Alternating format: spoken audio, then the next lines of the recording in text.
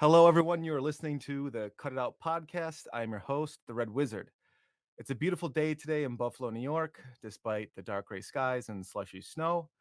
There is a bright light. Today, the mask mandates were lifted in our schools and many other places. It's been nice to see so many smiles. It's been a while. I'm not sure if I mentioned in the show before, but my wife is a medical doctor, and when all these Omicron cases surged, a couple months ago, I had to drop everything and dedicate most of my free time to taking care of my wife and the three kids. I'm so grateful things have calmed down, and we had company over at our house for the first time in probably 2 years. So it's been good. So I took a little time off, all the while still dedicated to my artwork. And while I was busy and not posting a lot on social media, it gave me a lot of time to kind of think about the intentions of this podcast and my artwork and in general. And um, I've decided, like, I feel like the most important thing an artist can have is a great attitude towards their work. And by this, I mean the actual act of working, the daily actions that we take to complete our visions. I wanted whoever it was going to be, I wanted my next guest to be someone who I felt had a fantastic attitude towards their work and had a good work ethic. And I decided that my friend Adam Kreutinger would be, in my opinion, the best person that I personally knew to have on the show. Um, Adam is a talented artist and performer, and he is who what I call the puppet master. He makes puppets. He recently hit 100,000 followers on his YouTube channel, and my collage friends, don't worry. Adam uses lots of knives and things to cut with, so we're going to be cutting it out just the same. Um, so let's bring Adam in here, and I'm super excited. Here we go.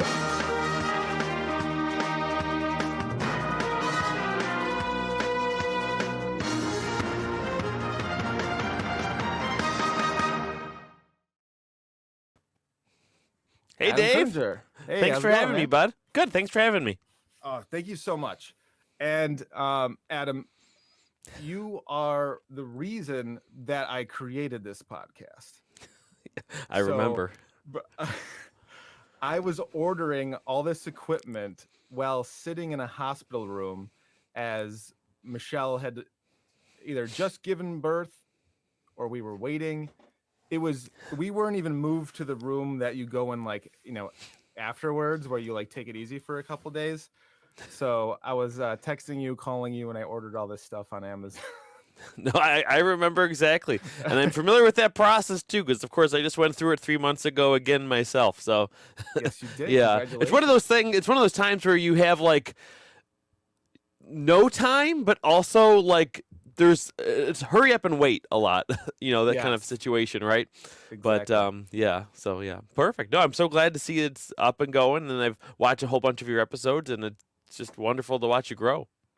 Thank you. And speaking of growing, you recently hit 100,000 followers on YouTube. So congratulations. Thanks. That's Yeah, huge. Did they send you a plaque in the mail?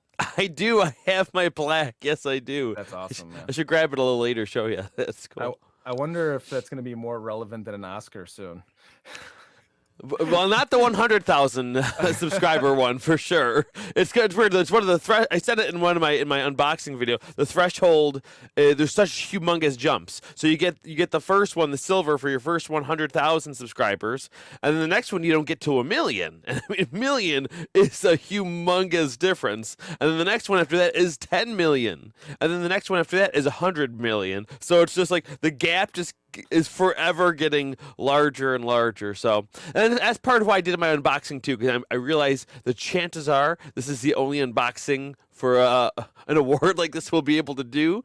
How big can a puppet channel get, right? So, I don't know, man. Maybe if the next one of the next Star Wars movies, if they use a gigantic, marionette rancor or something, maybe millions of people are going to want to know how to make that or something.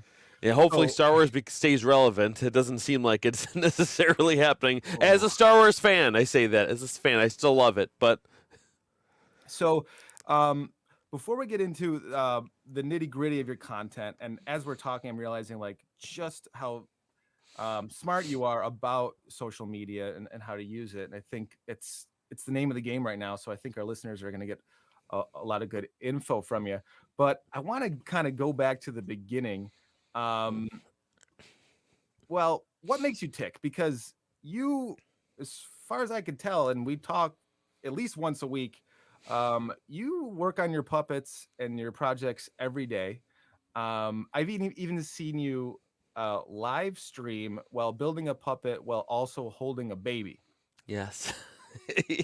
And I think your Yeah. T-shirt said something about puppetry at the same time. So what makes you tick, man? What gives you this drive?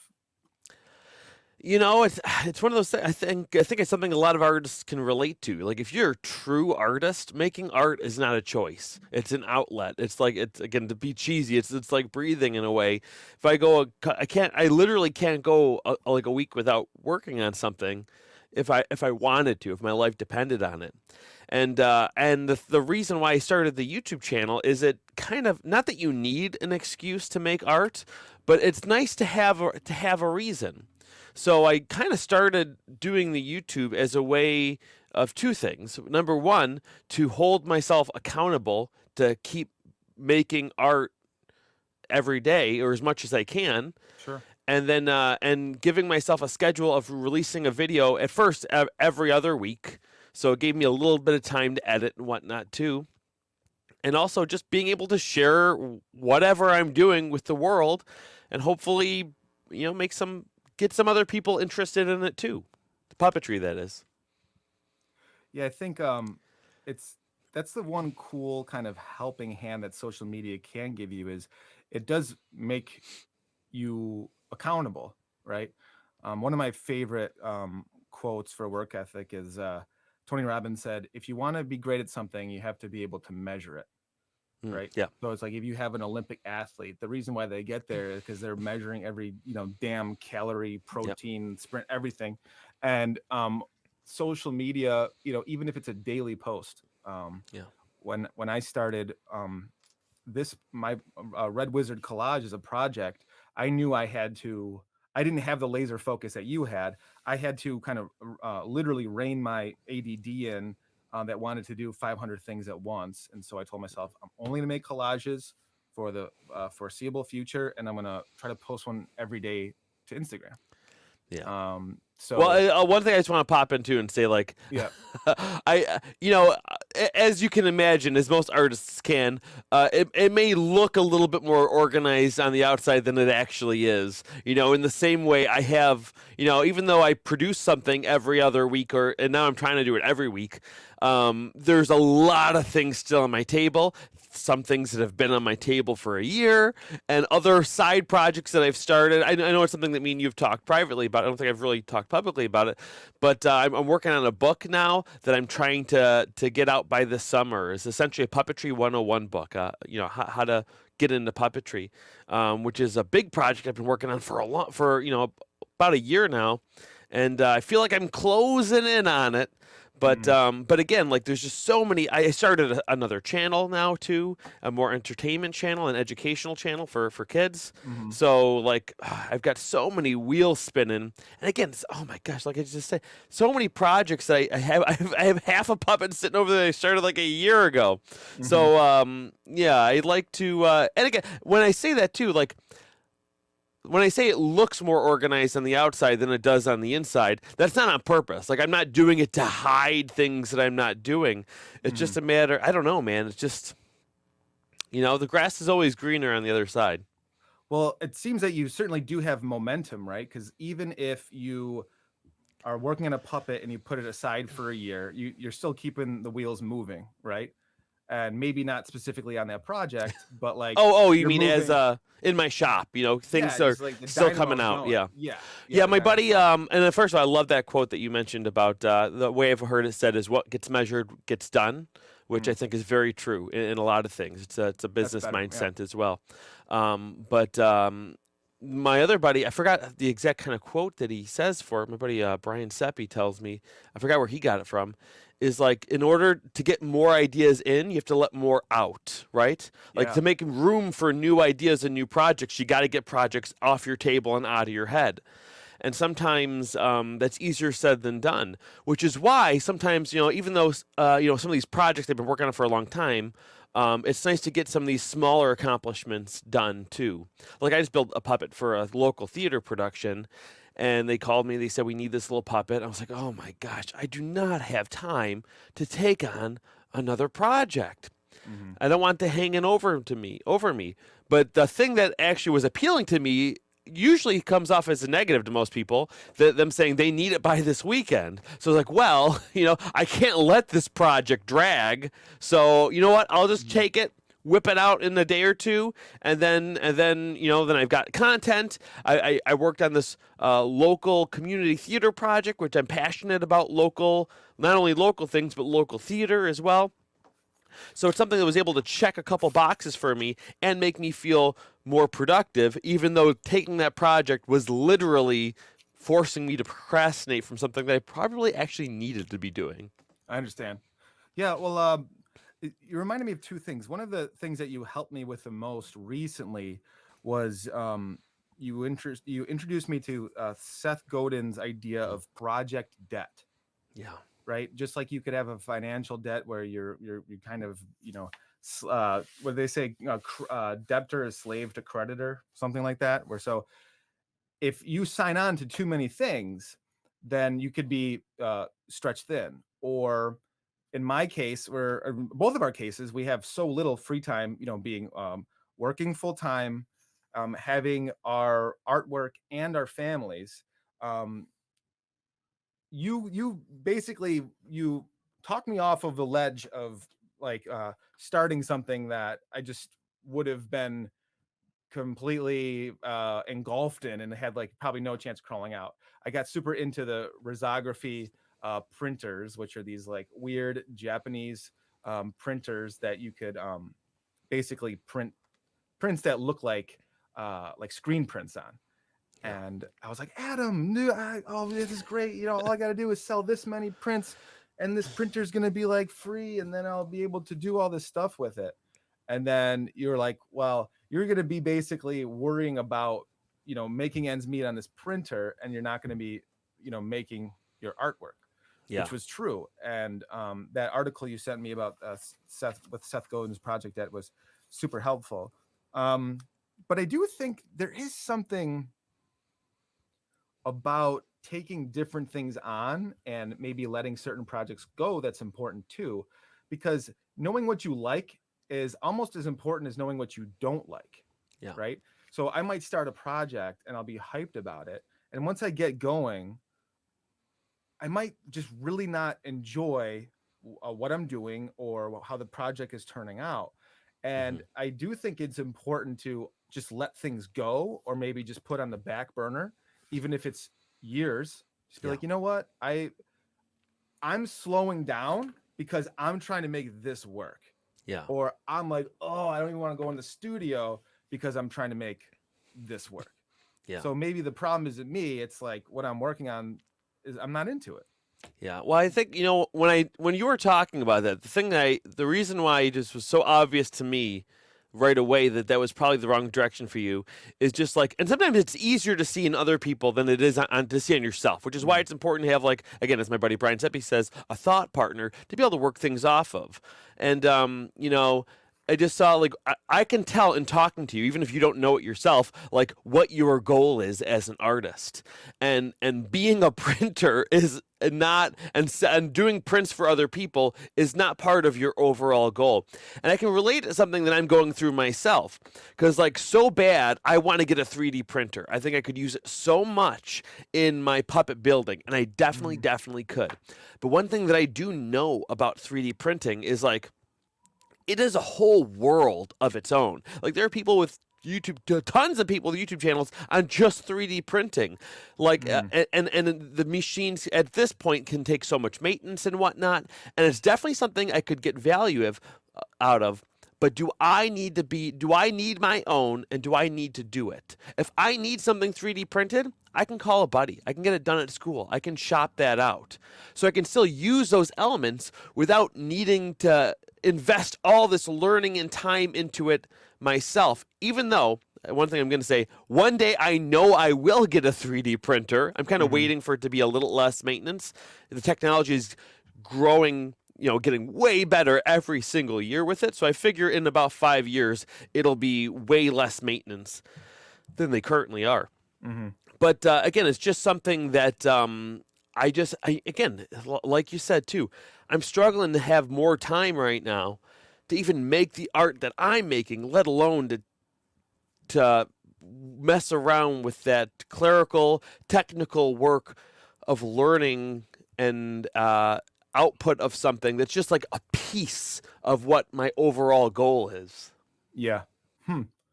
Well, you're certainly getting reps in, You're certainly getting reps in, Yeah. which is fantastic. Another concept, because I eventually want to talk about the first time you ever held a notable puppet, which, if I have the story right, I think you got to hold a Jim Henson puppet, and that was like a Kind of. a game changer for you. Yeah, yeah. It was Mhm. it wasn't an actual Jim Henson puppet, but it was built by someone who had worked with the Jim Henson company. I gotcha. So it was essentially a Henson style, not only style, but a Henson level quality level of build. And just for And our listeners, this was like you weren't even interested in puppetry at this point, right? none. You basically had this thing in your hands. What were you doing before you held your first uh, puppet? Like, what were you doing with your time creatively or whatever? I was a full-time magician. Nice.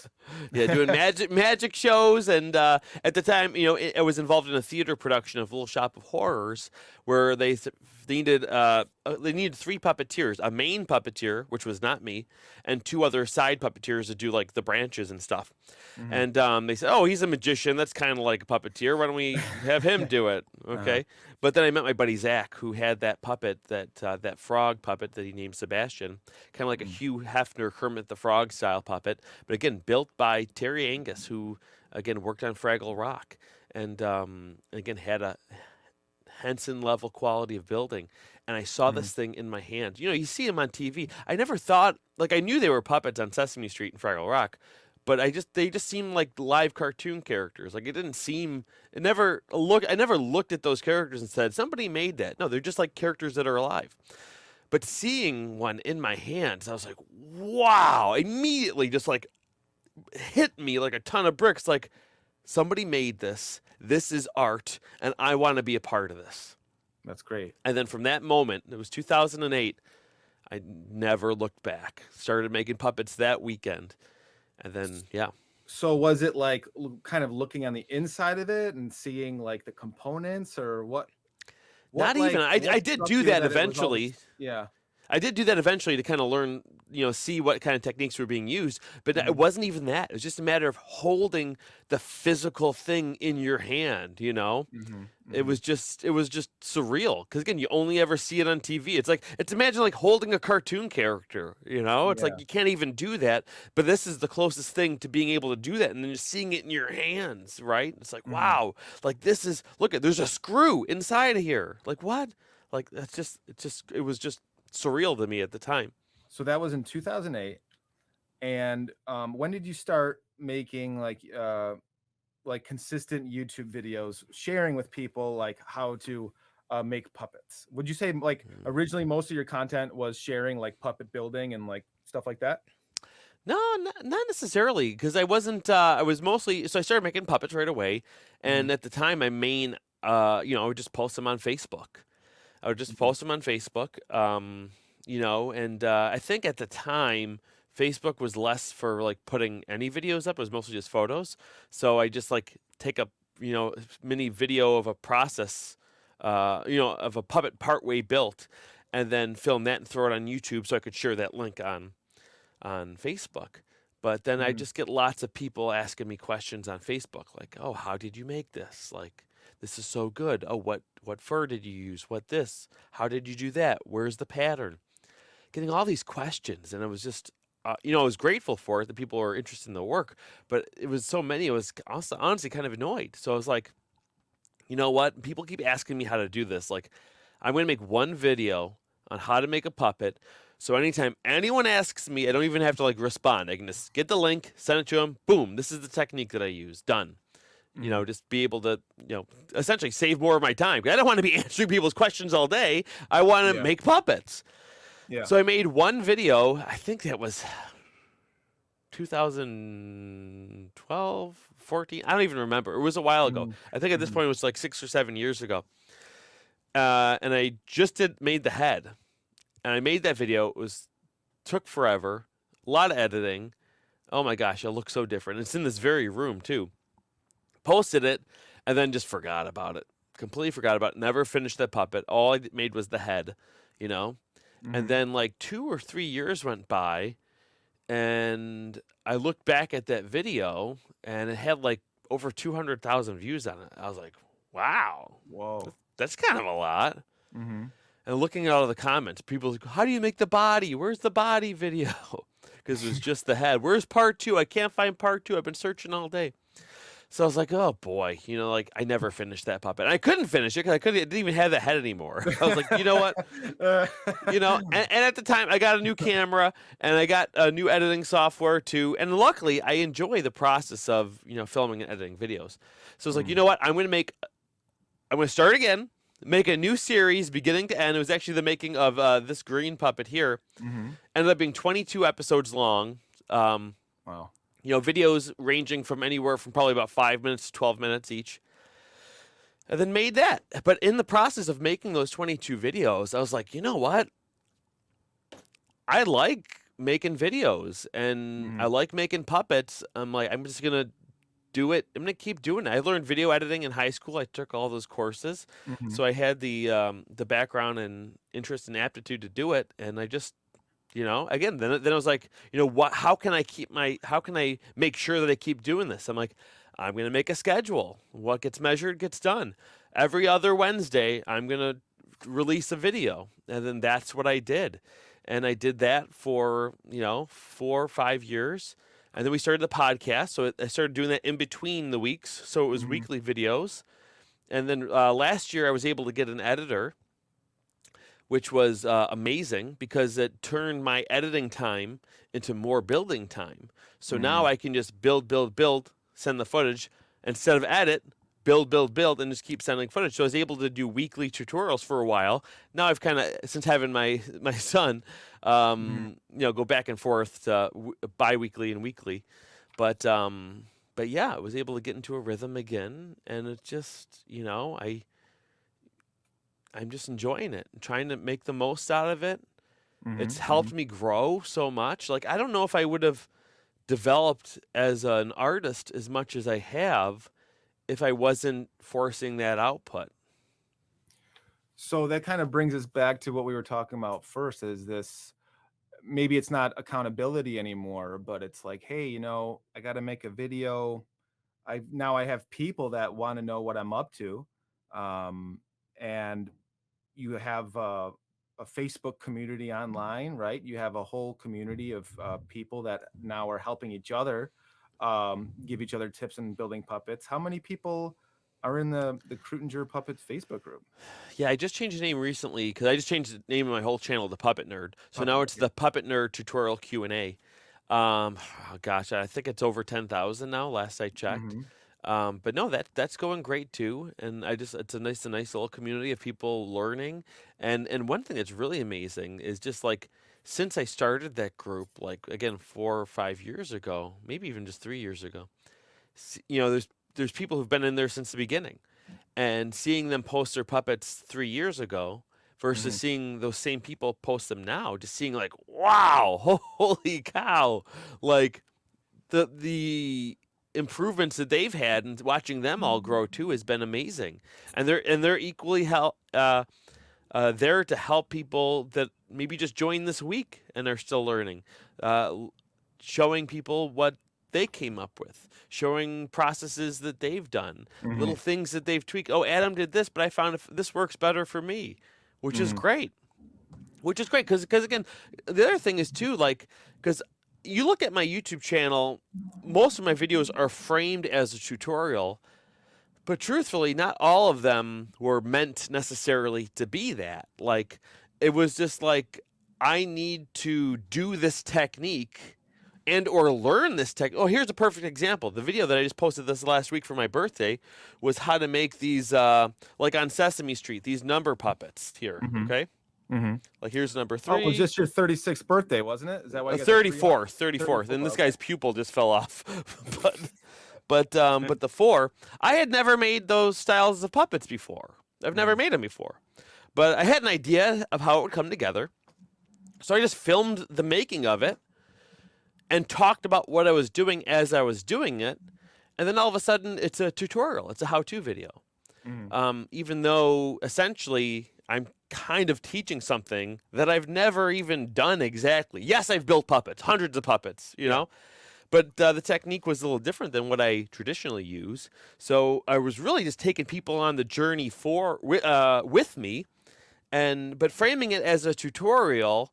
Well, just first of all, it just helps people find it because that's how people use YouTube, right? They don't type in, "I want to watch someone make a number puppet." No, they type in how to do anything, right?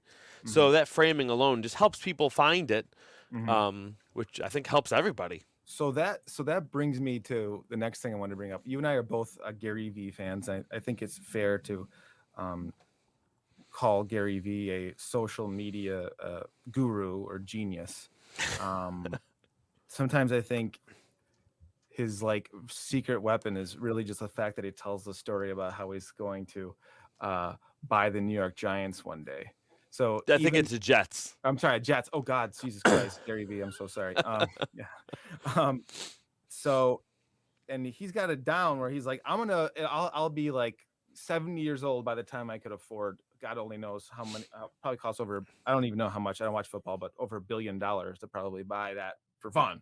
It's not like he's buying some land for something. He's like, that's what is a professional football team for a billionaire? It's like it's a toy. Yeah, exact toy. Yeah. So, it's a toy, yeah. One of my favorite Gary Vee quotes, where he doesn't talk about art very often. He often talks about musicians and stuff, but one time he mentioned something about art. He's talking about Instagram. He said, "No one gives a fuck about your pretty picture." And at first that feels like a gut punch. It's like, oh shit. Well, what am I doing as an artist? But isn't that what I'm basically making? Pretty pictures, pretty puppets or whatever. But you've already hinted at, I think you have a great understanding of social media and how it works and how to, what do they call it, get leverage or whatever.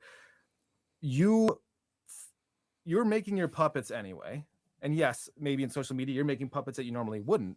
But because you're framing it how to do it or showing people how to do it, you are sharing something of value for your viewers or complete strangers or whoever.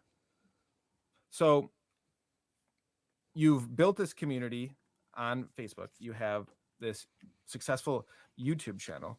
And in my opinion, the real power of it, obviously you're super talented, but it's also that you're sharing your passion and your technical know-how with everyone. There's no, there's no scheme or guile, you're just showing people fully how to make these things. Yeah. Oh my gosh. Yeah. There's so much to say about that. First of all, what I'll say is like I think Gary Vee is great. I know he gets a lot of flack, and I think it's a lot of people that are just kind of mostly taking him out of context, and or they see a clip where, because sometimes he says things to an individual. A lot of his videos are like talking to an individual because he just kind of records his life and puts it out there as far as his business life and these interactions. So he'll give someone a specific piece of advice, like, you need to hustle, you need to do this and that. And what people don't realize is they're not like taking it in their own way. Like that's what he read that person, he had a longer conversation with that person, and he realized that's what that person needs in that moment. And a lot of people take away that he's saying that for everyone always. His one of his main things is not like try to get rich and hustle. It's about doing, his overall message really is like, find what you love, and if you're passionate about it, you can probably make a living, not make like be a millionaire. He's not Yeah. saying, but like you can take something and your hobby, and probably if you do it right using social media and putting yourself out there, you can probably make $40,000 a year. Maybe you can Yeah. make $60,000 a year. A very modest living instead of working a job that you hate. Mhm. That's kind of his overall message, and that's one thing that I do like about him. But like you mentioned, Seth Godin. So I don't really listen to any one person. I just Sure. listen to a lot of things and take out of it what I get. But one thing that I think has helped me the most in being able to grow whatever this puppet nerd thing is kind of like, not to say it like it's gonna might sound the wrong way, but like I wasn't really trying to do anything. Like I Mhm. was never really. I do like it when people watch the Well, video. you made I that like it when I clear. get. What was that? You made that clear when you, like, just posted the head video, and then you didn't even look at it, and then, like, 2 years later, it had 200,000 views, right? Yeah, So, yeah, yeah. you proved that already, that you weren't trying to, you know, take over the Yeah, world or yeah, anything. but Yeah. you could justify that he is now, because look, he's doing this. Oh, the Venom movie came out and he did a Venom puppet. Oh, let's look at that. I got that right here. There's Oh, the do you? Venom. Yeah, Yeah, there's the yeah, that's right. Because like you look at that, but again, like if honestly, I mean, again, people might not believe this. Honestly, if I'd make that anyway. I mean, Sure. look at this room. Look at all the things I've made for years. Like, I'm just really doing what I want to do, and I'm just sharing it with people. And as far as social media goes, I think that's what helps people grow more than anything. There's an authenticity to just doing things that make you happy. Like honestly, if I was truly trying to like get some sort of algorithm and try to get more and more followers or money or whatever, there's a lot of things that I'm doing that you just wouldn't do. Yeah. It would be, again, because all I'm really doing is filming every project that I do and then Mhm. just putting it out there. That's pretty much all that I'm doing. And I think part of Yeah, you could have been what making YouTube videos about anything, about cryptocurrency. Like, you could have been making YouTube videos and content that would have definitely generated more, like, oh money yeah. for you, the pay-per-click thing. Yeah. Um, Yeah, but so not only that too, but like part of what helps is just this compiling factor of doing it every week. Cuz maybe let's say you like two people each week discover my video, and if they like it, then they come on this journey with me. And the more they watch, the more likely they're probably going to watch another one. Maybe not everyone, but another one. I was just thinking about it the other day. Like think of it like going on vacation, right? If you mhm, think of a video, sitting back on the couch or on the john, watching a YouTube video, letting time pass, in a way, it's a little bit of a mental vacation, right? sure. Mhm. And for a physical vacation, if you're going to go on a vacation, Mr. Wizard, who are you going to go with? Are you going to go on a vacation with a random person you've never seen before? Or are you going to go with someone that you know? Someone that I know. Someone that you know, someone that That's you what know. I'm I gonna mean, I've do. had fun with them before. Maybe I'll have fun with them again on this little trip too, Yeah. right? Mhm. So I feel like the more, from that standpoint, the more you put out, the more people will be familiar with you and your work, and the more likely they're going to go on that little mental vacation into your videos as well. Mhm. There's some, in a way, you're almost building like trust with them in a way. That if they see your video once and it doesn't waste their time and they enjoyed it, um, Are there they'll go people on it that again. are there I get people so that many watch your comments of people saying that like I've never made a puppet in my life and I'm never gonna make a puppet, but I love your watching your videos anyway. And that's the other thing too. There's a whole industry of people watching things get made and they never do it. It's called the Food Network. Okay, the Yeah. Food Channel. Even Mhm. even how it's made, shows like that. I'm Yeah. never Yeah, gonna that's a good get a point. factory make a crayon. Okay, a crayon factory, We but watch it's that shit really all day, yeah. interesting. It's really Yeah. interesting to Yeah. watch crayons get made. Yeah. How a bottle of toothpaste gets made and filled. Like Mhm. people just like watching things. It's strangely satisfying watching something be made. Mhm. And even if you're never gonna make one, I think you still learn something. Sure. Sure. Yeah, that's the crazy thing about, um, the social media technology in general is it's like very easy to share anything. Mm, And TikTok, when that really mm, exploded, I think made certain things that maybe were always cool, but really weren't like a pop culture cool again. Because if I just take a picture, let's say I have a candy maker and I just take a picture of like some candy canes, it might be a pretty picture. Gary Vee says no one gives a shit about your pretty picture or whatever, right? mhm, But now that video is so accessible, you could see me like stretching that sugar cane dough stuff, whatever it is. You know what I mean? It almost looks mhm. like they're, cutting hot glass and stuff like that. Skateboarding got huge because like video, seeing the simple glide, this kind of satisfying content thing. Um, it's just it's available for everybody. Yeah. So you and I, when TikTok first came out, were hitting it super hard. And you called me and you were like, "Hey, don't forget about me. You're gonna be huge, Red Wizard. Don't forget me." And I was like, "Fuck is Adam talking?" And then what? A week later, I got my first viral video on TikTok. I don't know how many million views that one is now. It might be a 3 or 5 or whatever. Mhm, Since then, I've got a few videos that went to like 7 million views, mhm, and that was an extremely exciting time for me. But I will say, it's been about 2 years since that happened, and at the time, people were saying like, "Yeah, it's kind of hit or miss. It's hard for building a community," and do think that's true. I feel like the quality of followers that you have on YouTube and Facebook, or mhm, it's a different investment of follower than TikTok. And I know I'm kind of rambling now, mhm. um, but I do want to get more into some social media stuff in a second. But I learned something about you the other day when Maria and I, your wife, we went to dinner, right? And she told me that was your dad like an engineer? Mhm. Okay. And what has he invented a few things? What has he got some patents or something like Yep. that? Mhm. Yep. So Yeah, he does lift gates, particularly. That's industries and for trucks. yep. Okay. So here's a guy who's been thinking about lift gates for trucks. Very smart. For how long has he been doing that for? Oh my gosh, since he was like probably 25. And so to me, like you're if something clicked, I'm like, wow, Adam's like the artist with like the engineer with like an engineer brain, Mhm.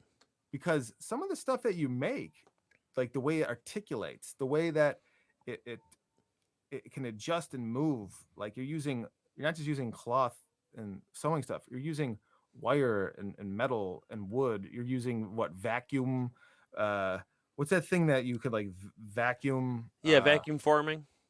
you're using a ton of stuff.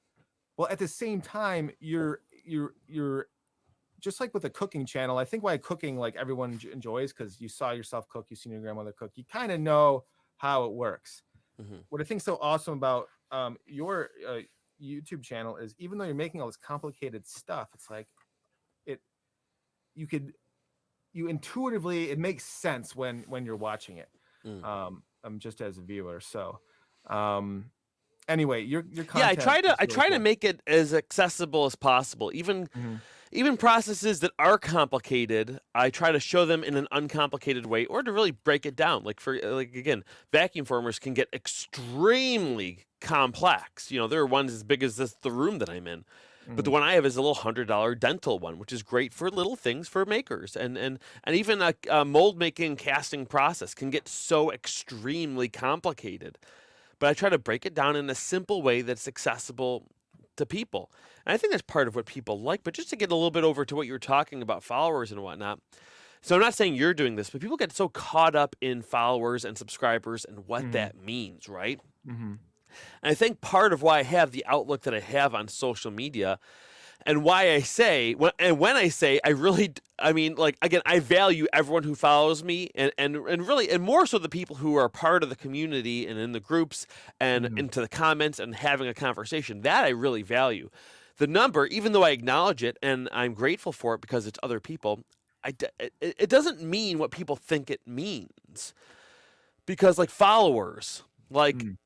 what does it mean to be a follower? Like, and to follow something, you know?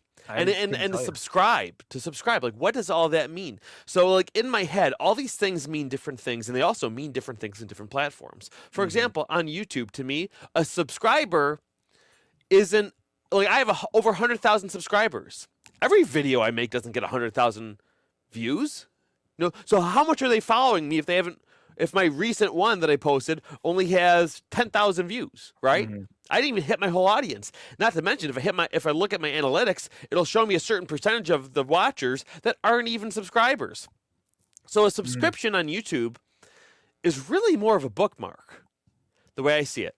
It's Mm. like someone bookmarking a page. It's them saying, "Hey, I got value out of this, and I don't want to. I want to be able to find this later, so I'm gonna hit subscribe so it shows up for me sometimes, so I can keep tabs on it when I want to go back to it, right?" Mhm. Although, of course, there are the people that are there to watch every single day, so it is a little bit of both. But the percentage, like, you only truly capture, I would think. I mean, if you're lucky, like 10% of the people that are really there every single time right away. But then again, I have one video that just hit 1 million views that I posted last year. So again, that Nice. should show you how far outside of your audience they can go. But again, then you look at something like TikTok, because followers on TikTok are not even like followers quite on YouTube. Some people probably use it as a bookmark. To me, on TikTok, a follower is really more like a like. Mhm. Mhm. Like, they'll hit follow if they like it, and also, like, I find myself on accident following pages on TikTok that I never thought that I followed, just because of the interface. Like, I think double tapping will automatically make you Yeah. follow. So it's like how much of it is accidental, and not to mention, again, it is kind of like a bookmark in that when 99% of people, when they go to TikTok, where do they go? The For You They page, go to the For and You and it page, just right? you just let it wash over you. Yeah, you go to You the just let it For You wash over page, you. and guess Yep. what? Yeah, Mhm. sometimes people you followed are in your For You page, but generally, all the people you subscribe to are in your follows thread. And Yeah. most people go to the For You because they want to find something new. They want to Mhm. find something new. So I what I think find, I also think with TikTok is, like, I think if I think about myself, it's almost like I'm looking for a tickle. Like, yeah, well, I'm that's a good tired. that's a good way to put it. I wanna laugh, or I don't know Yeah. what I'm looking for. Maybe I wanna laugh. Maybe I want to see some kind of, like, disaster, like, "Oh god," Yeah. a tickle. Yeah. Well, but not only that, you look at something, when TikTok first came out, it was at a time where if you asked me, I would have said there probably won't be many brand new social media platforms, because, like, there's people with millions of followers on YouTube, millions of followers. Who's going to want to start ground up again? Because it's so much work to get a following. But Mhm. what TikTok did is, like, well, let's do something where it's easy to get. I mean, so many people, there's people who have Instagrams with maybe 10 followers, but they have 2,000 followers on TikTok, because the algorithm is kind of made to allow everyone to have a certain amount of success on it. Not to say everyone's going to be famous, You get a shot. but yeah, no, not Mhm. everyone. It's not even that you get a shot too. Mhm. Like, it literally, if you just keep doing it, something like we talked about with your video, that your first video that went viral, you never in 100 years would have guessed which one it was. Never. Not I never in a never hundred could years. have ever guessed what I was doing was gonna work. Yeah, exactly. Mhm. But that's what it does. Is TikTok found, hey, if we make it easy for people to get a modest following of even a couple hundred or 1,000 people, everyone's going to want to use it. It gives Yeah. everyone that taste. And if we give a lot of people that taste of getting something with a lot of views, they're going to Mhm. keep coming back. And it Mhm. really took advantage of that psyche. Whereas, like, Instagram makes it kind of hard to get a really big following. I feel YouTube makes it very hard to get a big following. like Instagram is TikTok just made it easy. Mhm. Easy if you are any level of um what do I want to say? I almost want to say competence, but that sounds a little bit too harsh. But I guess if you put any real thought, and actually sometimes if you put no thought into it, I mean, there's crazy things that go viral on TikTok that Yeah. would never go viral on any other platform. Yeah. But again, now all that said, Hmm. all that said though, I think TikTok has a lot of value for the same reason. Well, actually, if no other reason, the reason I said before about it being like a vacation, right? Hmm. Whereas it's just, even though TikTok has expanded its audience much more. I mean, look, there's old people like me and you on there, right? But it's definitely geared more toward younger people than the other platforms are as much, right? Hmm. So like that, me putting things on there, there's probably young people that discover me on TikTok that migrate over to my YouTube to see my pillar content. So it's just another way of people saying like, or if they just happen to randomly find me on Instagram or YouTube, it's a matter of like, oh, this guy's familiar. I saw one of his TikToks. And then that familiarity makes them want to subscribe and or go on that mental Hmm. vacation and watch another video. So it's just So, really about, again, which is one of Gary's main points too, of mhm, just going where the attention is. sure. So again, like TikTok, I don't even have a big following. TikTok is, I think, my smallest following anywhere that I have, especially with my mentality of essentially follow being the value of a like on TikTok. It's definitely my smallest. Hmm. But there's still value in it because it's a different. Again, here's another example, like Pepsi Cola. Okay, why would Pepsi say we're only going to sell our soda at Target? Right? Why would they do that? They don't do that. They sell it at Target and Yeah. Walmart. You know, But they and actually happen. I couldn't think of a single. no, no, no, no. I mean, they don't. They Yeah. want to go where people are, and they know there's people at Walmart and there's people at Target. There's a lot of people like, oh, I'm only going to post on Instagram. I'm only going to post on YouTube. Like, Yeah. there's different people at both. Hmm. Some people go to both. Sometimes, if Walmart's Hmm. closer, I'll stop there, even though the Target's more my preference. I'll just So, do whatever I need to do. so So, like, yeah, go ahead. I kind of want to, kind of, uh, look at the bigger picture here, because one thing I think you're really good at is what you're doing is explaining the nuance of all this different social media. And so, in my opinion, you look at social media as being like all these different tools in the artist's arsenal, right? And Mm, so, for example, you described TikTok to me once as the backstage pass, or mhm. like a look behind the scenes, right? Yeah.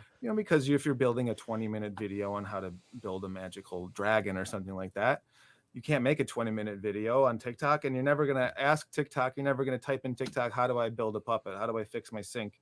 Okay, you will do that on YouTube. So you described, um, TikTok is like the back, like a peak backstage, Hmm. right? In Well, and a playground.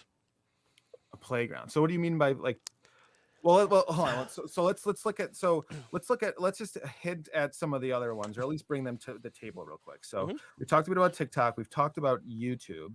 Hmm. We've talked a bit about Facebook. Um, I guess to summarize, Facebook to me kind of seems like they almost like seem to have like replaced like the blog in a way, or like Mm. people's homepage. It's kind of a place where things collect. It's almost like, well, okay, so then there's that. I'm gonna let you. I want you to hit on all of this if you want Sure. to. No, yeah, I And definitely. then I'm ready. there is Twitter, which we've talked about. It's kind of like Twitter is almost like you're at this massive cocktail party, and Hmm. you have a chance to kind of like whisper in anyone's ear. Whether or not they're going to respond to you Hmm. is another thing. Um, you have a very active, very awesome blog, puppetnerd.com website. That technology's been around a long time. Are we missing any things in the arsenal? Um, I don't think. Did you mention Instagram? Well, we haven't talked much about Instagram. We haven't talked much about Instagram and like the way it works and followers and stuff like Hmm. that. I feel like, and I know some of my other collage friends feel like it's kind of going nowhere. Mm. Um, my 2 cents is that I think most of the eyes are on TikTok Yeah. or something else, and some of the evidence is that both TikTok and YouTube try to like ensnare you into like watching their short version videos, right? Mhm. If you end up watching TikTok, Instagram Reels, I never know how I got there, but Yeah. all of a sudden I'm Yeah. like Isn't that scrolling, I'm like, funny? huh, huh, Like, you oh, know, wait a minute. like I thought I was on TikTok. yeah, Yeah, yeah, yeah. exactly. No, Um, that's funny. Yeah. Well, yeah. Here, I'll go on for a little bit then. Yeah. mhm, So definitely, I think for me as a content creator, my pillar content is definitely the YouTube. That's mhm, where I make my long form content. That's where That's where if someone wants to know me, that's where they're gonna find out exactly who I am, because it's there's the most about me there. There's nothing hidden there. mhm. Whereas everywhere else, it's kind of snippets or just snapshots. Yeah. So that's the killer. That's like the book. That's like the novel. Just by the nature of the medium, right? Like you Yeah, can't tell your life story in like, or even a piece of it in like one yeah. image or 1 minute video that you could on like Not Instagram. only that, even though on Instagram you can upload an hour-long video through IGTV, people aren't going to Instagram to watch an hour-long thing, but they will potentially do that on YouTube. It's the only platform that I can think of right now where anyone's going to watch anything long form. And the nature of this art is kind of long form, even though I edit it down on time lapse things. You know, one of my shortest videos will be like 6 minutes, but the average is like 15 to 20. So YouTube's great for that. It's just kind of like if you want to know everything about me, that's the place. Okay. Mhm, Facebook is where you can really have a community that you can interact with. That's what Facebook is great for, mhm. because it doesn't have great reach, but it has a great way of communicating with people and connecting with people that are part of this group. Facebook groups are a huge, I mean, that's essentially new forums. There used to be forums, Yeah, and yeah, people you're don't right. really use that anymore. Facebook groups are like the new forum, and Yeah. there's no better way right now for me to be able to have that kind of a forum like interaction with these people than on Facebook. Mhm. Instagram, I see it as it's essentially a portfolio. Okay, Okay. it's a Mhm. portfolio. It's a great way if someone just wants to get like a snapshot, an idea by going to my Instagram and just going like this. You'll understand what I'm about. Mhm. Okay, you won't have the depth, of course, of like understanding my builds and then YouTube, but you'll be okay. I understand what this guy does.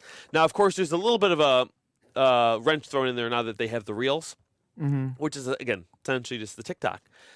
So I use Reels and TikTok as a kind of a couple things. Sometimes I'll put all types of different stuff there. It's a little bit more of my experimental place because, like I mentioned before, the nature of TikTok is like essentially anything can go viral and people can be interested in things that you wouldn't expect. Yeah. So I use TikTok as a peek behind the curtain and essentially as a playground. Like that's the thing that is also amazing about TikTok and Yeah. What do you mean by playground? well, TikTok, unlike any other platform before it, although many other platforms are starting to adopt it, it's the only platform that I can think of that you don't start with nothing. You know, Mhm. if you want to be a YouTube creator, oh, I got to come up with an idea. I got to come up with a theme. Guess what? YouTube, use the sound. Hey, look at this trend. Let's do that trend. Let me use a snip of this, and it's all built right into the app. Yeah. Everything else, any other platform, Instagram, Facebook, you have to bring something to the table. And then and TikTok says, "Hey, here's an idea. Do this, do this, do this." And for that way, Mm. I mean, there's so many TikToks on there that are from a sound or a trend, videos that never would have existed for me without TikTok saying, "Hey, here's an idea. Here's an idea. Here's an Yeah. idea." It generates ideas, which is again another part of it that made it take off so well because it gave people let them. I mean, nothing's harder than writing and starting with a blank paper. They essentially gave Yeah. you a line of dialogue to get started with a story, You which made me is huge. realize something too, because like even though I was in like middle school in the 90s, we would make TikTok kind of videos, but someone needed a camera. It was usually like, their moms or dads, right? Then you needed a CD and a stereo to play the music. Like my girlfriends, they would dance to NSYNC and Backstreet Boys and like do like either choreography. And like my guy friends, we would make like horror movies, right? Mm. I would have like I had a CD of like Terminator and the theme song from Terminator, Alien, and we would like do all this stuff. You record it, do all this work, edit it, and who could you share it with? Essentially, the people you made, like that you made it with, Yeah, like yeah. 5 or 10 people. And so, oh man, you just made me realize that that's something that people want to do anyway. In Yeah, but theory, even it's though all I in see, one. I see That's how you're all in connecting one that to interface. TikTok too. I see how you're Yeah. connecting that to TikTok, but also it's a little different though because like the camera didn't give you that idea. You still had to generate all those ideas and do that, right? Oh, you're saying Like, the ideas there. You're not just talking about the music. You're not just talking about the oh, filters. You're yeah. talking about Well, the again, but ideas. the music and the filters are what generate the idea. You're like, Yeah. hey, oh, I can have a dog face on me and do this video. Hey, I can do this. I can pretend to be Toto. I never would have done that on my YouTube channel or figured out a way to get a thing on my face. Just know Yeah. that video doesn't exist. I didn't do that. I'm just trying to make up an example. Yeah. But the same thing, for sounds, and inspirational quotes that people have that you might use that sound to building things about artists and what it's like being a maker, like those types of things. That's content I never would have made on my own, but it works so well. So again, it helps me produce. It's essentially it's like a little producer, really, in a way, and an idea Yeah. generator Hmm. for things I never would have made on my own. So for our listeners, where do you think some of this stuff is going? Because to me, I feel like there's kind of things are changing a little bit, and I don't know where it is. I mean, because to me, Instagram and Facebook they don't have the power or reach that they used to, and I don't want to. And we've established that our goal here, really our goal, should be to make your artwork. Because I know I wanted to talk mostly about like attitude towards work, but I think that we don't, at the same time, if we're putting in the effort, we want to be putting our work with people that we want to put our work in front of the most eyes, right? Like that. I think that's fair. Yeah, but that's not a choice. What do you mean? You don't choose how many eyes you go in front of. No, but I know if I put something on Instagram, 20 people will see it now, or maybe 100 if I'm lucky. But if I post something on TikTok, thousands of people could make. Oh, yep. See, this is why we talk, Adam. You're making me realize this. Yep, you're flawed thinking, man. That's not right. And again, especially like the value of those views versus here, because again, all these algorithm, all these platforms too, they count a view. Do you know how much a view is? Them watching 3 seconds of your video count as a view. We're gonna have a podcast all about right attitude towards work.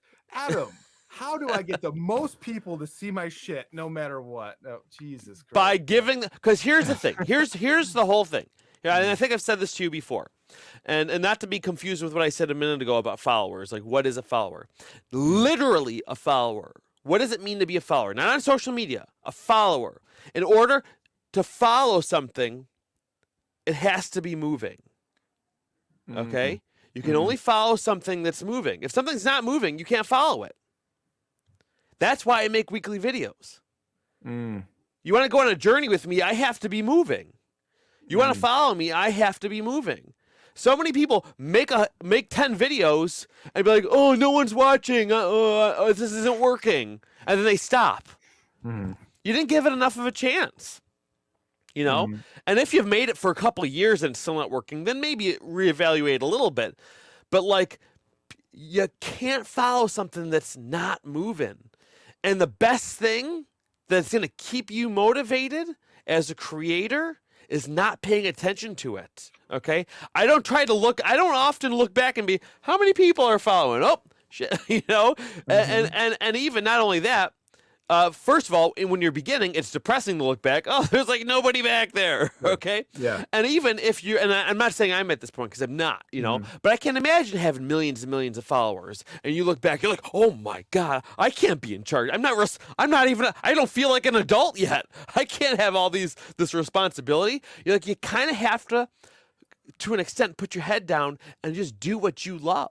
Just do what you love and just do it. Again, it sounds so cheesy and corny, but like that is the secret sauce. That's the mustard jelly right there. So you put me onto that concept. I can't remember who wrote the book. That was all brilliant, by the way. I'm going to pick a little highlight from there for the beginning of the show. You put me onto the idea or the book. I can't remember who wrote it. Start with why. Oh yeah, Simon Sinek. Yeah, Yes. another one. Another one. Again, like Gary Vee's great, but like if you want, like Gary Vee is like again, I like him a lot, but he's like the candy. He's like the dessert of like learning how to like work with social media, and because that's what it's all about. Is Hmm. why, and Simon Hmm. Sinek. I would say Simon Sinek and Seth Godin, like that is your meat and potatoes right Yeah. there, and Hmm. then like Gary Vee's more like a dessert. Like that's yeah. I'm sorry. Okay. Go on. Start with why. And so quite literally, you know, if you ask yourself why are you doing what you're doing, and that author uses Apple as an example of Mm, how like their computers aren't necessarily better, their computers cost more money, and when they advertise or when people buy their products, it's not about we have 1 million gigabytes of RAM or whatever. It's just a motto: think different. I yeah. got a picture of John Lennon. John Lennon never probably owned a computer in his life. Yeah, Not he even probably when did. not even when they were the size of a room. You Yeah. know. Um. I like to think different. I like John Lennon. So I sat down one morning and I wrote down like, why am I doing what I'm doing? Like, why did I make Red Wizard collage? And I had to come to terms with um, the fact that I literally said, I'm only going to make collage because I knew that's what I needed to do in that moment. I still Hmm. love collage.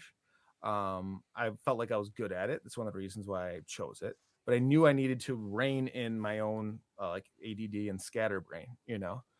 And it was the perfect decision. I don't regret that decision like at all.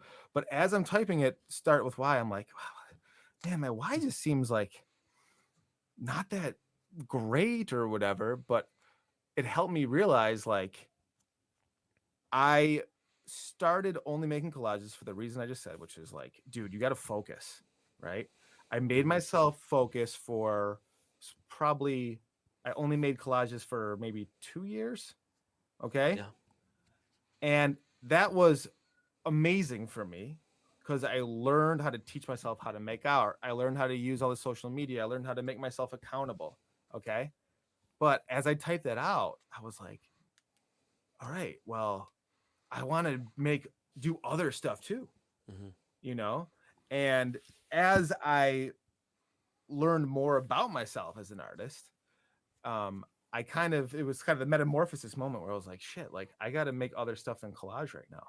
And I had this like, I'm just saying it like sarcastically, but identity crisis, Yeah. where it's like, oh man, well, um, well, if I don't make collages, what are my followers gonna think? No one gives a fuck.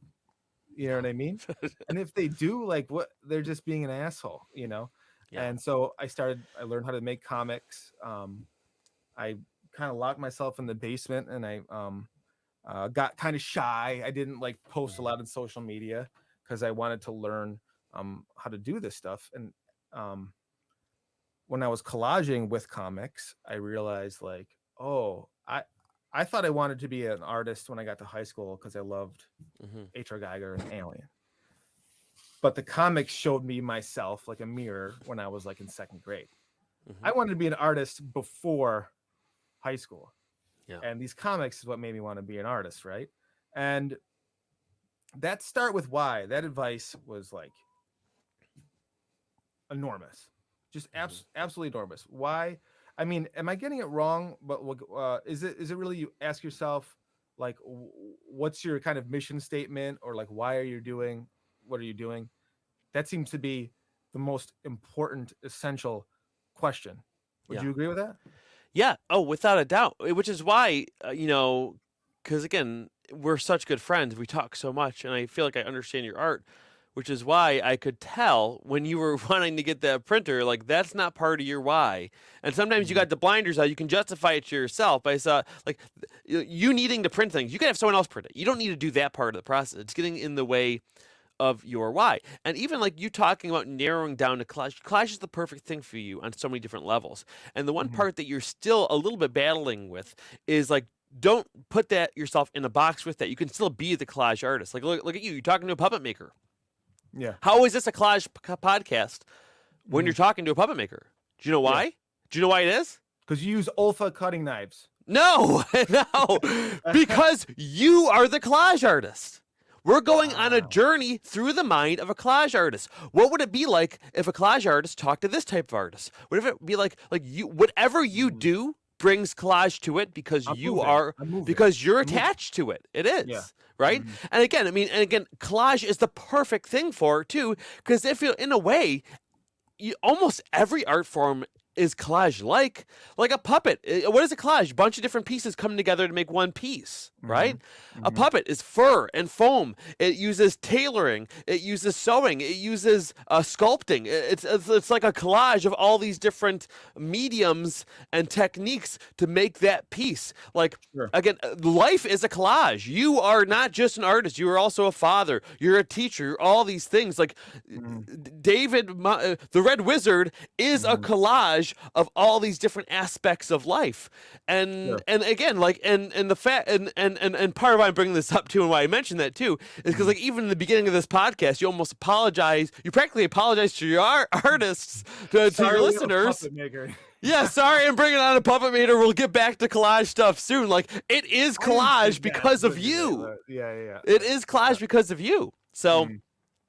That's true. but yeah, so I mean that's what Mhm. it is. Because even like I recently, so my YouTube channel has been Adam Kreutinger since for over 10 years. That's the name of my Mhm. channel. This past year I changed it to Puppet Nerd, and that went against everything I believe in on building a brand. Mhm. I'm a huge stickler on doing the brand as your name. But what Mhm. I realized is this grew beyond what I ever expected it to be, and it's not just about me anymore. I really did kind of build a community in the Facebook group and Mhm. just teaching people about this art form, and I wanted to make it into something that other people can identify as well. So it Mhm. is now Puppet Nerd as the channel. That Mhm. being said, though, I still have a bunch of my past things on there that have nothing to do with Puppet Nerd. You know, like my the making of my wife's wedding dress video is on Yeah, there. I wanted to bring that up. Yeah, Um, Captain but then again, Sulu of Star Trek yes, shared that. That's one yes, of my favorite social media stories of all time. But yeah, I yeah. won't He interrupt you. shared it. It got over like 30 million views. For some reason, they deleted it though. I even emailed them like, "Hey, like I want to send it to my grandma. Like, do you know where it happened?" They're like, "Oh, I don't know. I don't know. For some reason, it's gone now." Oh But my. but anyway, the YouTube version, which does not have 30 million views, unfortunately, Mhm. is on my YouTube channel. But my point is on that, even though that has nothing to do with puppetry anymore, Mhm. the puppet nerd made that dress. Mhm. Like, how would a puppet? This shows like, okay, look, a puppeteer made a wedding dress. So like, it's still because it's made by me. There's a puppetry aspect to it in some way because it's on Mhm. that channel and it's an expression of me in that way. So, Yeah. and that's what I think all artists have to do, especially if you want to just put yourself out there into the world, make yourself relatable. Don't put yourself in a Mhm. box. Yeah, it's kind of like it made me think of something like it's kind of like how would a chef swing a sword, right? Mm, Um, so a big aha moment for me was this year was when I realized that artists that I loved and respected that weren't collage artists on the surface would use collage as an integral part of their process for mm, making their work. So Bridget Riley, the is an op artist. So she makes these super intricate paintings that are optical illusions. You know, they have some at the Albright Knox Art Gallery. You know, they're like basically three-dimensional illusions, or you know, when you see like those black and white triangles and they look like they're moving and cascading. hmm Well, how did she know that she could make that work without spending all that time, you know, with a ruler and the paint? She would cut tons of tiny pieces of paper and make compositions with them and see if she could make the illusion that way, Yeah. right? And Roy Lichtenstein, famous pop artist for you know the comic book style um, works, uh, he would literally collage comics together, Mhm. trace them on an overhead projector, poop, put them on a canvas, paint them. Yeah. You know, so that's when I was like, oh yeah, collage isn't just the final product; it's a process. Yes. And I'm sure, puppetry for you in the future, it is a process now, and it could become a process for something else, Yeah. um, so maybe we've come full circle. I think a healthy attitude towards work. My favorite quote about work is actually by, it's in the Bhagavad Gita. Uh, Krishna said, to work you are entitled, to the fruits of the work you are not. Meaning, Mm. in life, the only thing you're guaranteed, this is my interpretation, is your own effort. Yeah. Everything else is out of your control. That's beautiful. I just had this conversation with people too, which I think is, it's one of the biggest obstacles that artists face, is that they, to put it harshly, is they overvalue their work. When you have to realize that your work is only worth what someone is willing to pay, and if no one's willing to pay for it, it's not worth anything. Unfortunately, that's a harsh Mm-hmm. truth. You're like, Mm-hmm. what will bring attention and value to your work? And unfortunately, not only is it not guaranteed, which is essentially what your quote says, um, it takes a lot of investment of time and of not getting paid in order to do that. Like, Mm-hmm. again, for example, too, of myself, I always charged a pretty penny for a puppet, but in growing my following, I can charge even more now because there's more demand for my work. Mm-hmm. And not only that, I force that from the standpoint of I don't even like doing commissions that much. I do love doing them when I do it. When I take one, it's because I want to, but I don't want to just make a puppet for somebody. Like, Mm-hmm. when people ask me to make them a puppet and I'm considering the gig, I ask them why they want me to make it. And if if they just want a nice puppet, I'll send them to somebody else. They have Mm-hmm. to want a Kreutinger puppet, Mm-hmm. Mm-hmm. because that's what makes me want to do it too. I don't want to, I mean, unless it's a really good price, right? Mm-hmm. There's always that price that'll make you do it no matter what. Yeah. But even just for like my regular rate, like, I have to want to do it. Okay. Yeah. Otherwise, I'd rather just make my own puppet for myself, add to my collection here, okay, Mm-hmm. and make videos for everyone who wants to watch them instead of making a puppet for this individual, because I guess it's just not where I am as an artist. Mm-hmm. So many people want to just make art and sell it, make art and sell it, make a puppet, sell Yeah. it, make a puppet, sell it. Like, no, I want someone to want my work. That's what Mm-hmm. makes me. That's what makes me excited as an That's artist. cool. And if nobody wants my work, I make it for me, and that's Yeah. what I'm sharing with the world on YouTube. Yeah. I know something that I struggled with. I don't know if you've struggled this with, but especially when I was leaving college, and you study other artists, right? You study other writers and Mm. thinkers and stuff like that. I think for myself, over identifying with my art, and I see that a lot in social media, something like that. It's like, well, I am a painter, I'm a collage artist, I'm a writer. So then you start thinking, well, like, what does that make my personality? Well, and then you kind of put yourself, into this box, and it limits the work, you Yeah, can do for yourself, right? yeah, Like if you basically said you want to make work for yourself, and you I don't want to, like, quote you because you said it very well a moment ago, but like, you also are not closing yourself off from being like, oh, Trident, you want a bubblegum puppet? yeah, That's not me, but if the price is right, and like, and then I'll do it, yeah.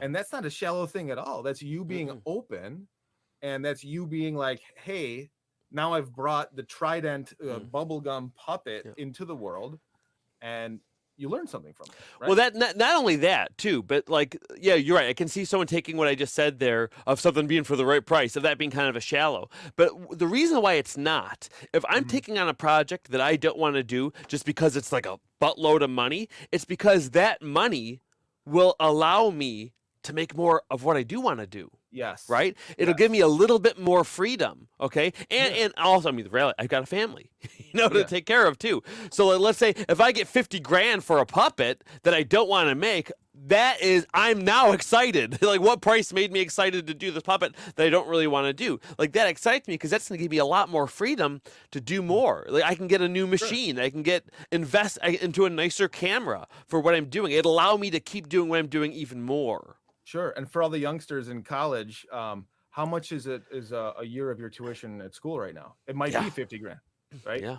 So, yeah, I remember I was getting a tattoo and I was paying for that tattoo as the artist. And I remember being like, I don't like charging for my art. I was only like 20 at the time, 21. And he was like, dude, get paid for your art because when you make money with your art, it's just going to help you make more art. Yeah. And that was the first like wallop on the head I got. Yes, I was yes, like, whoa, that's yeah. true. But one thing I'd warn people of is to Mm. don't get tricked by that. No, that for can't sure. be No, no, why no. you're doing it. Some people get too Yeah. caught up in it, No and way. that can't No be way. why you're doing that. That just has to essentially kind of, be the bonus. And that's the thing that's so frustrating. So many people want to make a living from the art that they're doing, and I think that first of all, I think people say it. And if it came true, they'd realize it probably wasn't quite what they wanted. Yeah. I may have told you this before too, but like I mentioned earlier, I was a magician before I was doing this, and I learned that with my magic career because I was a full-time magician doing gigs all the time. It was a great job. I got to just pretty much work on weekends when my friends were working 40 hours a week. I was working like 4 to 8 hours a week, making the same, if not more money, charging for my shows.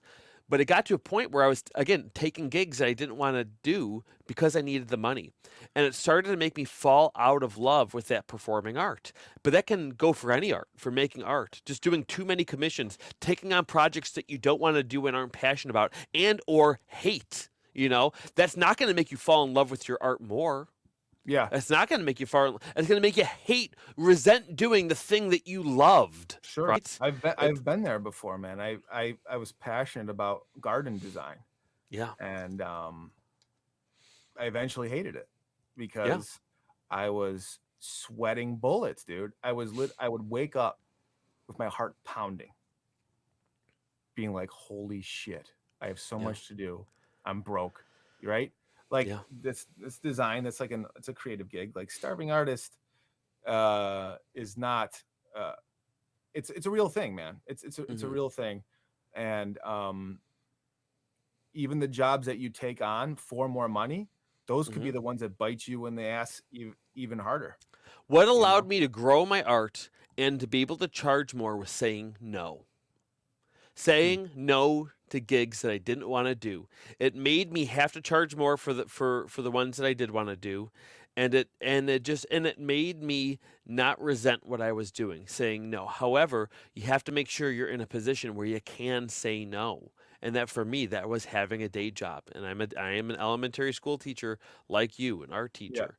And that allows me to say no because I'm not over a barrel for that gig and that money. You really don't want to put yourself in a position where you need the money for the art that you're making because I love my day job. And I remember a friend of mine was like, thought he had this idea in his head of what an artist just wants to be a free spirit. Like, oh, you probably hate getting up in the morning and the schedule. I was like, no, man, I love it because I am the free spirit artist.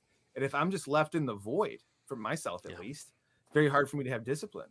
But if I got to get up and do all these things and all these responsibilities, I've produced more artwork as an adult with more responsibilities than I've ever had. So many responsibilities that probably 5 or 6 times a day, I look up in the air and I just like, what is going on right now? That's what having toddlers is like. You know what I mean? No, you're right. But I'm doing more now than I was. I wasted my 20s when I had plenty of time, Yeah. So I like the structure. Oh, yeah, absolutely. And for me, what helped me to be able to sell my art was not trying to sell my art at all. Really, some people make art and say, "Oh, this is for sale. This is the price," and I was just making puppets for myself and putting them out into the world. And then people started messaging me, "Can you make me a puppet? How much for a puppet?" I was never advertising, "Oh, puppets for sale." I very rarely just like posted a puppet on eBay. I've done it like 5 or 6 times, and I might do it again. It's fun to kind of put something like that out there, but I was always just making puppets for myself, and then people came to me When you can do that with your art, have people, instead of you trying to sell stuff, have people come to you for it, Mm-hmm. that's what you've done. And the only Mm-hmm. way to cultivate that, and well, actually I should say, it's never been easier. Not that it's easy, but it's never been easier to do that than in the world of social media. Mm-hmm. And how are you going to make it available for someone to even discover as something they might want if you're not there in putting it into the world? You know, So is your why just the fact that you love puppets? it's weird. I have a couple whys. Mm-hmm. I kind of have more than one why to why I do it. Um, Again, I'd say mostly it's accountability to myself to keep myself doing it. Mm-hmm. Um, Also, it's a documentation thing for me for two reasons. Number one, to literally remember how I did stuff. Like if I have to build a puppet or do a process again, I can actually reference back to my own videos, which Well, that's is great. it may sound silly, but it's actually been handy. It's like, Mm-hmm. man, I built that puppet like 5 years. How did I do that one part? I go back to the video like, oh yeah, that's right. I'm so glad that I filmed that. So there's that, and Mm-hmm. this is gonna sound kind of cheesy too, and it could even come off as pompous, but it's not why. Mm-hmm. That's not my motivation for it. But even just like kind of like a legacy thing to my family, Mm-hmm. um, having kids, Mm-hmm. and my kids are hopefully or maybe perhaps if they want to have kids of their own eventually, and their kids may have kids, and it's just now it's they can just see what I did and who I was. Mm-hmm. And even though it's just a matter of documenting my life in a way, and to me one of the most important parts of my life, in a way like no one really I think looks back and says, "Man, I wish I didn't have so much footage of my family." Right? Or Yeah. I wish I didn't have so much footage of my dad. I wish I didn't have so much footage of my grandpa, right? Yeah. You always kind of wish you had more. Mm-hmm. And I that's something that I think about because like so my birthday was just 2 days ago, Yeah. and my grandpa posted uh a picture saying that my grandpa is Ernie, which is my son is named after him. Everyone thinks it's Mm-hmm. named after the Ernie from the Sesame Street because of what I do. There's been Ernie Kreutingers for over 100 years. But my grandfather posted that my great grandfather Ernie Kreutinger, his birthday was actually the day after mine. He was a leap year baby, Hmm. and he would have been 102 this year. Hmm. And there's some photos of him. There's not one video of him. Like it would have been just cool to know who he was. I know about him. I know he worked on the first rocket belt. He's got pictures in the museum from being part of that team. And there's even a clip of him on MythBusters, which is really cool. Your grandfather helped build rockets? Your great grandfather? The rocket, kind of like a jetpack, but it's technically called a rocket belt. It was a different type of Oh. technology. Whoa. So Yeah, you he don't just was. have liftgate genes in you, or Yeah, you have rocket there's belt. more. You got Yeah, rocket belt in your DNA? yeah. We got some rocket belt in the DNA too. Yeah, family of engineers and stuff Oh like my that. gosh. So and I'm a puppet guy, right? That's hilarious. But again, just like again, even my grandma too, and everyone, and what about their parents? I don't even know their names. Yeah. I could talk to my grandpa. I should talk to my grandpa, find that out. But like, I don't think you can. Again, like I just said, nobody. I think very few people wish they had less footage of family and Mhm. history. And Mhm. this is even though this is mostly just one part of it, it's clearly an important part. And it's Sure. doing. But again, it's not just doing that. Otherwise, I wouldn't be doing tutorials, right? I'm not doing a tutorial for my great great great great grandkid that I'm gonna have. But Mhm. the fact that they can see what I was doing, I really think that that's important That's cool. to a level that's probably almost unhealthy. Well, and if you only had 10 videos though, I'd be like, it still wouldn't be a very good picture of it'd be a better picture, but than just a photograph, but it wouldn't be a Yeah, very good picture of who you are. Um, I I think that's a good place to end it if you want. I think that's sure. a, kind of a beautiful thing to consider. We hit a lot of stuff. Yeah, we did, and we went a while, but it felt so natural, man, because as we were talking, I realized like, damn, Adam knows a lot about social media, and we did talk about how you have an excellent attitude towards work, and that's what I hope. That's what I needed to hear for myself, as became evident in the show, and I think that's just good for everybody to get some Adam Kreutinger vibes, some puppet nerd vibes from you today. So, do a plug for us, man. Where could people find more about you? If you want to get the full story, Puppet Nerd on YouTube, YouTube/Puppet Nerd. Just type in how to make a puppet. It should come up. TikTok, same thing. Adam Kreutinger, at Adam Kreutinger is my Instagram. That's what most of my stuff was at. And there's a lot more coming, too. We've got Puppeteers podcast, talking to the world's most passionate puppeteers.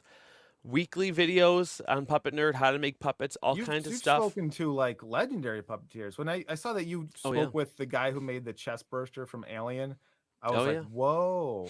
Yeah, So, yeah. Oh, yeah. All types of different, not just Muppety stuff. Of course, we've interviewed many Muppeteers. The guys, two people who've been Kermit the Frog for years. Gonzo. Again, like you said, people from the film industry too, of doing more creature-based stuff. So there's literally something for everyone. And honestly, in the future, like a lot of. I'm passionate about a lot of what we talked about today too, as far as social media and stuff too. And really, I kind of put that under the umbrella of like business for artists, right? And that's something else that I'm going to be spinning off into my channel. Either it'll be its own channel, or it's going to probably start off as being a segment on my channel. And I'm kind of working on a book for that. I'm working on a book for puppetry right now, like I mentioned earlier. But I also have a draft of a book on essentially social media and business for artists, essentially marketing for artists, because that's what it all is now. Social media is just marketing, but creative marketing in a way that pushes yourself as an individual. Right now, the working title for all that stuff is Mustard Jelly, the secret sauce artists are missing. I love So it. yeah, it's kind of goofy. It's goofy, which is hopefully gonna make it a little bit more sticky of an idea. But that's something. I've got a bunch of assets ready for it. I got so many things that I want to do with that, but I just got to get a couple things off my plate, and hopefully I And will you're by this making, summer. and if listeners that have kids, you're saying you're making like almost like puppet shows and songs and learning stuff with puppets now too, right? Yes, yeah, Yeah. yeah. That's not public or launched yet, but I'll mention it here. I'm not afraid to. Oh, It's sorry. public. No, it's public as in you can find it now. I just haven't mentioned it anywhere because I want to get a base of content there. I've kind of have this foundation of educational content that I want to release first before I really start pushing it so that teachers can use it for their curriculum. And that's called Nimmel's Kids. That's Nimalz Kids, Kidz, Nimmel's Kids.